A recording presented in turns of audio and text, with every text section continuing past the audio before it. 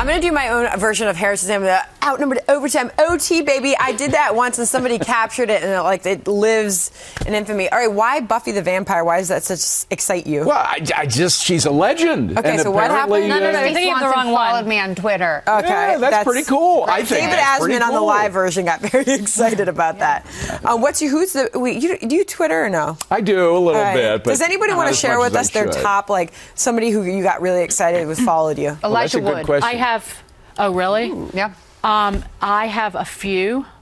Mike Judge, who created Beavis and Butthead, who created Silicon Valley, and may he rest in peace, Wes Craven followed. Oh, my goodness. Oh. And Peter Mayhew, who plays Chewbacca, follows me, as does Mike Judge. And you know what? Actually, Ruth Buzzy, I think she follows a lot of people. Ruth Buzzy. But Ruth Laughing. Oh, my goodness. She is an icon for female comedians in this country. She did things that, along with Carol Burnett, that really... you skipped somebody, though. Ben Stein. Ben I bet Stein he follows is not you on Twitter. every... He's not on Twitter. No. Wow, that's surprising. Well, if he was, he'd be following you every day. Kelly Slater follows me. Ooh. I have the hots for Kelly Slater.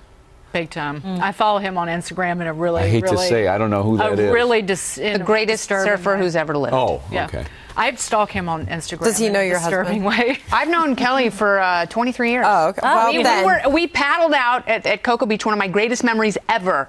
And we were in the ocean, and he brought a camera wrapped in 3 plastic bags as John Glenn entered the atmosphere on the space shuttle. And so Kelly and I have a selfie of us on surfboards with the white trail of John Glenn smoke behind us. And you know what? He's pretty cool. I met him when he was on your show, and he's a really nice man. Yeah, he's awesome.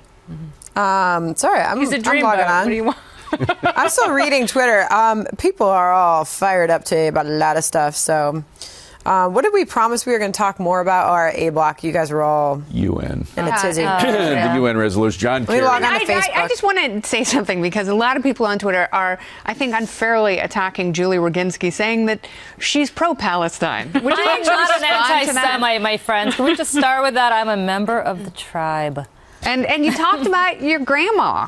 God rest her soul. And let me tell you something. I used to spend my summers there every year. I remember the shelling going on during the Lebanon War. Wow. In the early 80s. I have friends who've been victims of terrorism in Israel. Were you shocked, though, at the tone that John Kerry took? I am shocked at the following. I am shocked that John Kerry, on his way out the door, would pick this time and this place to lecture Israel on anything when I have never seen a lecture like that towards anybody else. An hour and 45 minutes. Why? But I will also say this. I think Bibi Netanyahu, you can be, and this is the part where I think people don't understand, you could be pro-Israeli as I passionately am. My cousins are all there. I love it. It's like a second home to me. But if you could be pro-Israeli as I passionately am and still think that Bibi Netanyahu is leading Israel off the cliff.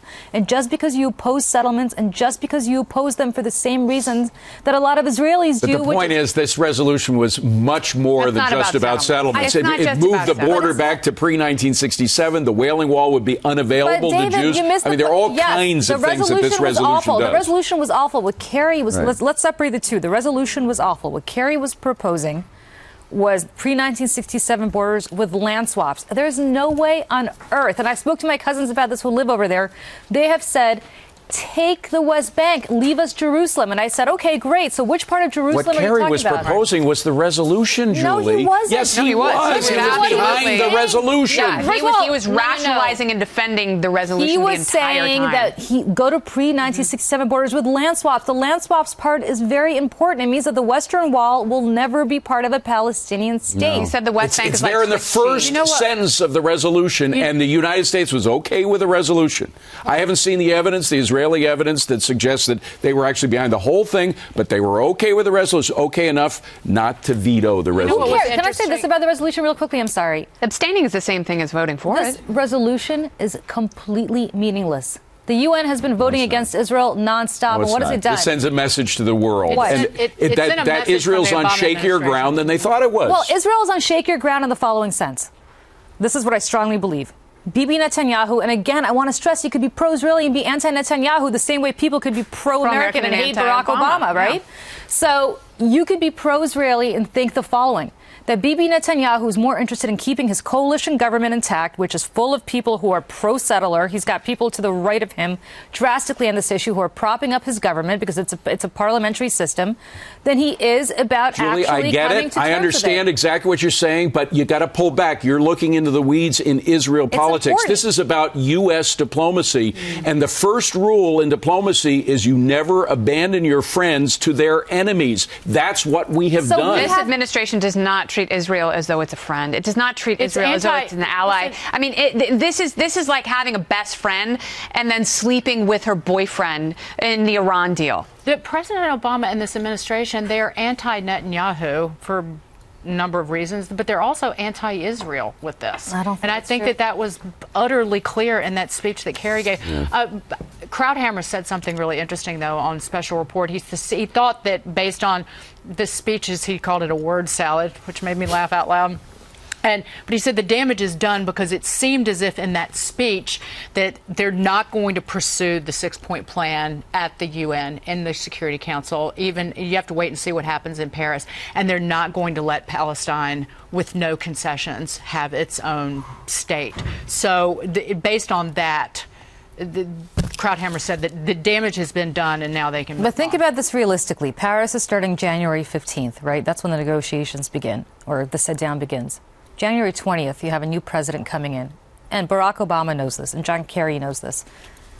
Nobody's expecting Donald Trump just appointed somebody as ambassador to Israel who wants Israel to annex all the settlements and just make it part of, this is it, from the Jordan to the sea. And I mean, that to me is something that some Israelis believe, but a great number of Israelis don't agree with. So to say that just because you're supporting the Netanyahu government, you're somehow pro-Israel, or if you're opposing the Netanyahu government. I don't think that's what anyone's saying. I don't think it's about Netanyahu. It's about Israel. It's about Israel and how the world. I mean, and just look at how many sanctions and resolutions the UN has passed against Israel. Agreed. It's like, what about Syria? Agreed. The UN is a horrible body. What about Iraq? What about Afghanistan? What about Pakistan? Did anybody here actually read Samantha Power's speech? Because I think it's actually very instructive for people to read it. The speech that she gave at the UN before the abstention. I think it's an incredibly instructive speech. No, because she's give us the highlights. But let me tell you why it was instructive. Okay. She spent most of the speech saying exactly what Kennedy just did, that this body is disgraceful because this body has done nothing on Syria, it has done nothing on all these other things, but all it does is go after Israel. Can I just say something, though, about Palestine, which the name of which is thrown around too casually? What is Palestine? Is it Hamas, because Hamas took over parts of the Gaza Strip that Israel pulled out of? Yeah. Is it the Palestinian Authority, which used to be the PLO? We're talking about corruption in the UN. Corruption in the Palestinian Authority is beyond belief. The Palestinians have blown an opportunity over the past 15, 20 years to present themselves with a group of leaders who are decent, honest people who are willing to work on, like you mentioned, a married couple. If it was just between two responsible adults discussing this thing, yes, we would have had a solution by now. But it's not. It's between a group of people that lean towards terrorism and that are terribly corrupt, and then the Israelis. But David, that speech was all about Israel and the problem of Israel when we heard Kerry speak. It was not about. Could you imagine another world leader standing up and going on and on for an hour and 20 minutes about the United States? Wagging his finger at that people would be in this country. But can we just get? I felt Obama did the same thing right before the Brexit vote. I felt he went over and was telling people in the UK. I agree. How to vote. Can we get to the crux of what you're saying? Despite the fact of who are the Palestinians, there are millions of people who are Palestinians or consider themselves to be Palestinians living on territory that is now controlled by Israel, right? By the way, you know where most of them live, most of the Palestinians? In Jordan. I agree Jordan with you. is 85% Palestinian? I agree with you, but if Jordan wanted to take the West Bank, by the way... Change the name of Jordan to Palestine. Fine. How about that? Fine. And John Bolton had an interesting proposal, which is that Egypt takes back Gaza. The three-state solution. And I think it's a great proposal, except for the fact that, of course, Jordan wants no part of it, and Egypt wants no part of it. The royals in Jordan want no part of it. I want to add one thing, though, that when we talk about what the Obama administration did to Israel in the last week, we don't view it in a vacuum. We don't view it as just Israel. We view the way that they have treated terrorists and how they've coddled them in 8 years, and that's why we view it a different way. All right, lovely to have all of you. Thank you. Oh, there's my microphone. Okay, I'm getting up. She hates us. She's getting out of here.